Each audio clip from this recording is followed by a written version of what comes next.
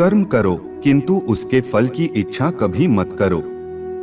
यह वाक्य भगवान श्री कृष्ण ने अर्जुन को कुरुक्षेत्र रणभूमि में कहे थे और यह भी कहा था कि फल को अपने इष्ट आराध्य के ऊपर छोड़ देना चाहिए। कई लोग तो बिना कोई कर्म किए केवल सोचने मात्र से फल की इच्छा करने लगते हैं। सीमित इच्छाएं रखना एक देवीय गुण कहलाता है, जिसके बारे में आज हम इस प्रस्तुति में चर्चा करेंगे और यह भी जानेंगे कि आप अपनी इच्छाओं को कैसे सीमित या वश में कर सकते हैं। कृपया वीडियो को अंत तक देखें और चैनल को सब्सक्राइब अवश्य करें। अधिक समय न लेते हुए आरंभ करते हैं। यदि हमारी इच्छाएं सीमित हो जाएं, तो हम अपने को प्रसन्नचित्त और कष्ट रहित महसूस करेंगे। इस तरह से हम जीवन का आनंद ले सकते हैं। अन्यथा सारा जीवन इच्छाओं की पूर्ति करने में ही व्यतीत हो जाता है, जबकि इच्छाएं कभी भी पूरी नहीं हो सकती हैं, क्योंकि एक इच्छा पूर्ण होने के बाद दूसरी इच्छा जागृत हो जाती है। अतः संतुष्टि का भाव हमारे जीवन में तथा मन में सदैव होना चाहिए। अंतहीन कामनाएं काम नहीं आती हैं। वासनाएं सिर्फ मन को भटकाती हैं। इसलिए जीवन में संतोष जरूरी है, अन्यथा आपके जीवन पर काले बादलों की छाया घिरने लगती है। इसे हम एक छोटी सी कथा के माध्यम से और भी सरलता से समझेंगे। एक गांव में एक धनी सेठ ने सोने से तुलादान किया। गरीब व्यक्तियों को खूब सोना बांटा गया। उसी गांव में एक संत भी रहते थे।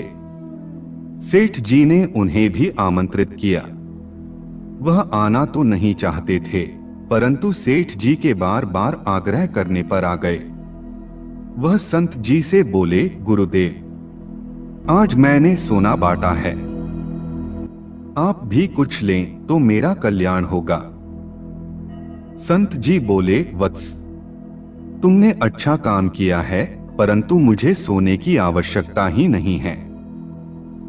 हमें तो प्रभु ने इस धरा पर भेजा ही इसलिए है कि आप लोगों को इस मोहमाया के बंधनों से दूर करके प्रभु से जोड़ा जाए। संत जी के समझाने पर भी सेठ हठ करने से नहीं हटा, तो संत जी समझ गए कि इसके मन में धन का अहंकार है।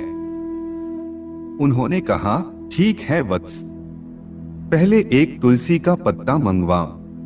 सेठ ने तुलसी के पत्ते मंगवाकर उनके सामने रख दिए।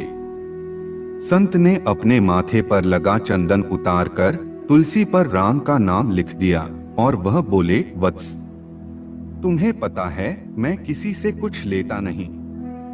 मेरा स्वामी मुझे इतना खाने पहनने को दे देता है कि मुझे और किसी से कुछ लेने की आवश्यकता ही नहीं पड़ती। केवल भोजन और वस्त्र के अतिरिक्त मैं कोई इच्छा अपने मन में पनपने ही नहीं देता। परंतु आप इतना आग्रह कर रहे हैं तो इस पत्ते के बराबर सोना तोल दें। इसे मजाक समझकर सेठ ने कहा, गुरुदेव, आपकी कृपा से मेरे घर में सोने का खजाना भरा पड़ा है। मैं तो आपको निर्धन जानकर ही देना चाहता हूं, ताकि आपको भोजन और वस्त्र किसी से मांगने न पड़े। संत जी बोले, बेटा, सबको देने वाला वह सर्वशक्तिमान नीली छतरी वाला है। किसी को बताता भी नहीं और देने वाले को ज्ञात भी नहीं होने देता। फिर भी तुम देना चाहते हो तो तुलसी के पत्ते के बराबर सोना तोल दो। धनी सेठ ने झुंझलाकर तराजू मंगवाया और वह उसके एक पलड़े में पत्ता रखकर दूसरे पलड़े में सोना रखने लगा। कई मन सोना चढ़ गया, पर तुलसी के पत्ते वाला पलड़ा हिला तक नहीं। सेठ आश्चर्य में डूब गया। उसने संत जी के चरण पकड़ लिए और बोला, गुरुदेव, आपने मेरे अहंकार का नाश करके मुझ पर बड़ी कृपा की है। सच्चा धन तो स्वयं आप हैं। संत जी बोले, भाई, इसमें मेरा क्या है? यह तो नाम की महिमा है। नाम की तुलना जगत की किसी भी वस्तु से नहीं की जा सकती। ईश्वर ने ही दया करके तुम्हें अपने नाम का महत्व दिखाया है। अब तुम हर कार्य इस घटना को याद करते हुए करना और इच्छाओं को जरूरतें न बनाना। इस कहानी का सार यह हुआ कि अपनी इच्छाओं का भार आप जितना कम रखेंगे, आपकी जीवन यात्रा उतनी ही सरल होगी। बढ़ती इच्छाओं को सीमित करने का सबसे अच्छा उपाय है संतोष रखना। जब हमारे जीवन में संतोष उतरने लगता है तो बढ़ती इच्छाओं की सुनामी शांत हो जाती है। हम सृष्टि के उन स्वामी के अधीन हो जाते हैं जो इस पूरी प्रकृति का प्रमुख हैं। सभी जीव जन्म लेकर इच्छा व घृणा से उत्पन्न मोह को प्राप्त होते हैं। सच्चाई यही है कि जो इन इच्छाओं के चक्रव्यूह से बच गया वही परम ज्ञान, परमानंद व परमात्मा के समीप पहुंच जाता है और भगवान का सच्चा भक्त हो जाता है। इच्छा, द्वेष, सुख, दुख और आघात, ये पांचों जीवन के लक्षण तथा इंद्रियों के विषय और विकार हैं। यह पंच महाभूतों की अभिव्यक्तियां ही हैं जो आपको इच्छाओं के बंधन में बांध देते हैं। मन, बुद्धि एवं आत्मा का शोधन करने की प्रक्रिया में सबसे पहले हमें अपनी इच्छाओं को जीतना चाहिए। इससे अपने आप में परिवर्तन का मार्ग प्रशस्त हो जाता है। हमारी इच्छाएं ही अंततः हमारे दुखों का मूल कारण बनती हैं। और जब कोई इच्छा पूर्ण नहीं होती तो उसका अभाव हमें विचलित करता है। इसलिए इच्छाओं को वश में रखें। जब हमारी कोई भी इच्छा शेष रह जाती है तो सृष्टि के नियमानुसार जीवात्मा पुनः देह धारण करती है।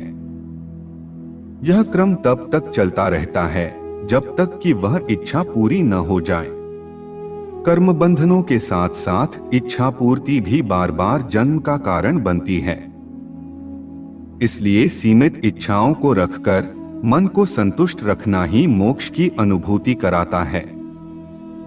तो चलिए हम सब आज से ही मोक्ष प्राप्ति के प्रवेश द्वार में प्रवेश करने के लिए चल पड़ते हैं और अपनी इच्छाओं पर नियंत्रण करना शुरू करते हैं।